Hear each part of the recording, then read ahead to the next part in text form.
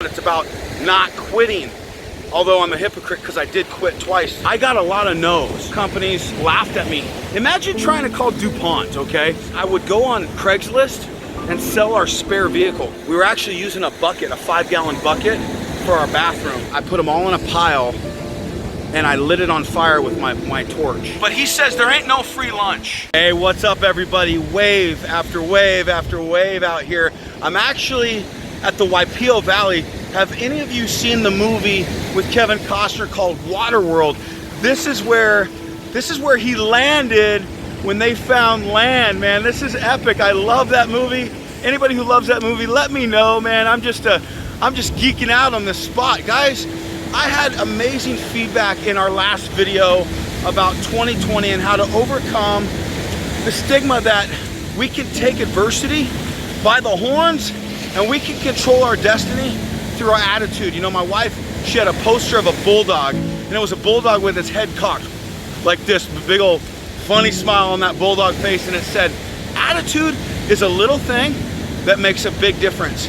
And you know, I'm out here playing in these waves with my son, and it's wave after wave after wave after wave, and it got me thinking about a video and a message, because I put out a beta test last week, and you guys said that you liked that motivational minute. So this is number 2. If you like it, be sure to comment in this video and tell me maybe something that I could share with you.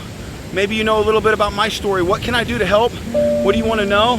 I got some really good ideas, but today I actually want to talk about a time that I actually quit. I quit twice. And you know, my mom told me growing up, she used to pound this in my head. Whether you say you can or whether you say you can't, you're always right. You're always right. You know, I thank my mom for that advice. That was a quote from Confucius, a Chinese philosopher, and she put that on my wall. And she said, Mike, try harder than your hardest, and you'll do better than your best. And that advice has overcome the quit. Okay, it's overcome the suck. It's overcome the hard times in life that when those waves are pounding, they're relentless. It's just one after the other after the other. It allows you to know that whether you say you can or whether you say you can't, you're always right. So can you make it through the waves? Can you make it through the storm? I quit twice. Let me tell you how. You know, I had this idea about 15 years ago. And when we were doing granite countertops all the time, I knew that we were limited in our market. A lot of 3-bedroom, 2-bath houses just didn't justify the cost of $10,000 countertops. Anybody relate to me? Like that just didn't make a lot of sense for a lot of our potential clients.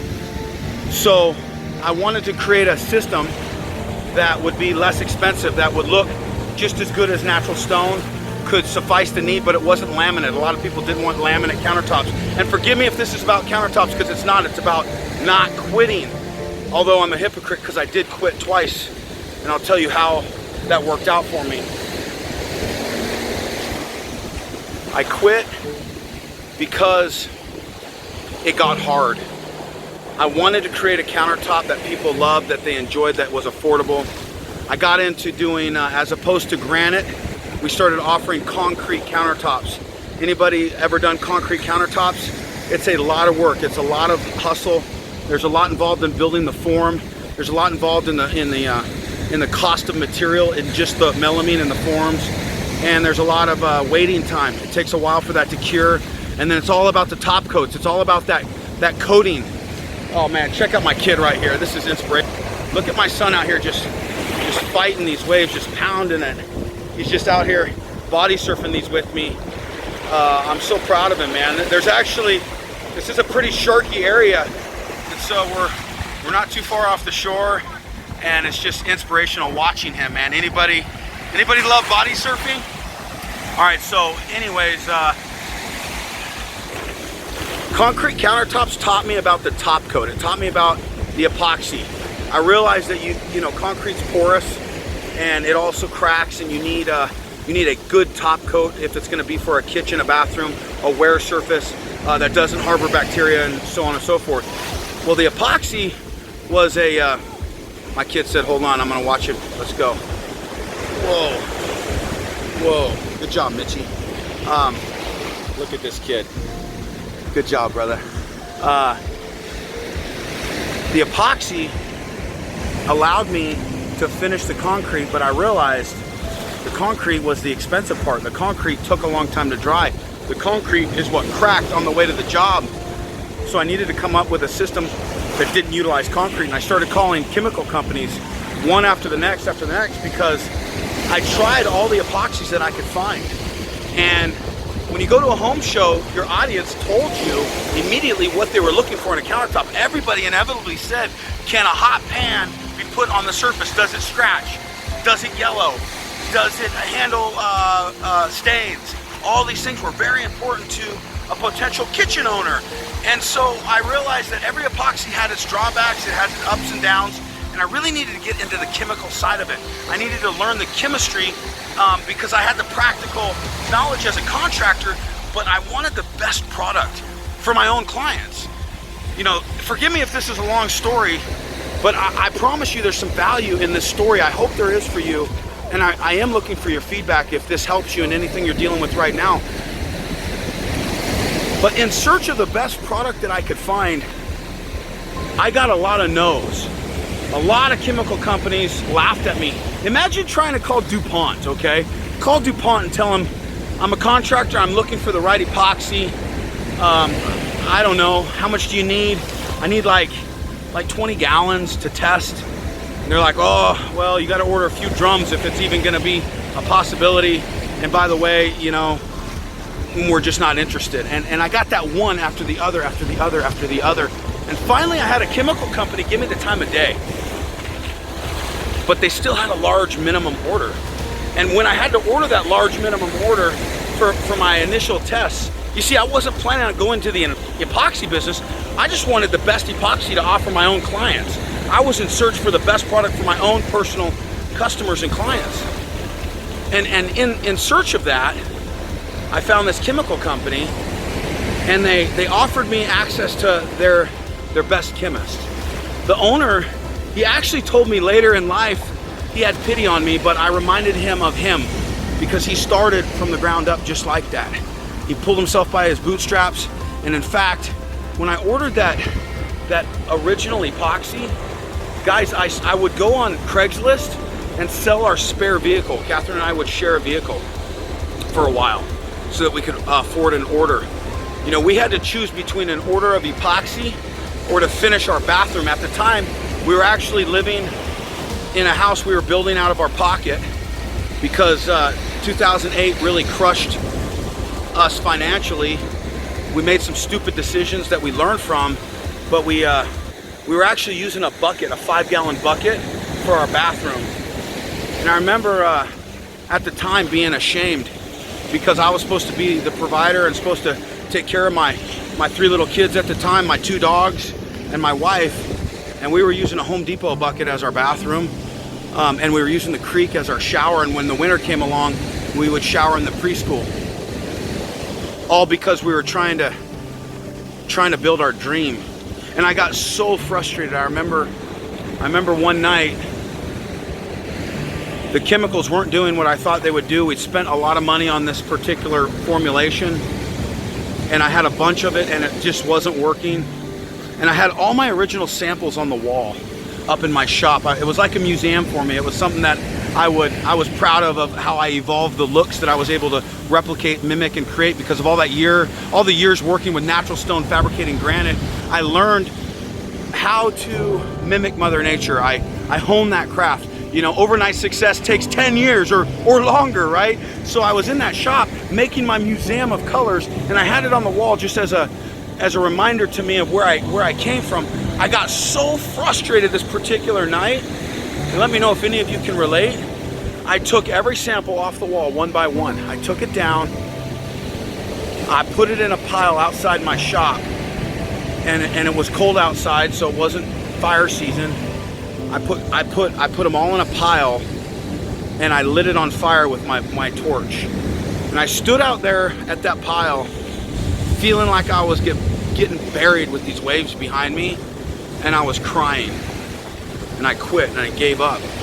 And I kind of said a prayer then, and at the time, you know, I have a funny way of praying, but it was just a conversation, guys. And I just told God, I said, look, man, I thought you wanted me to do this.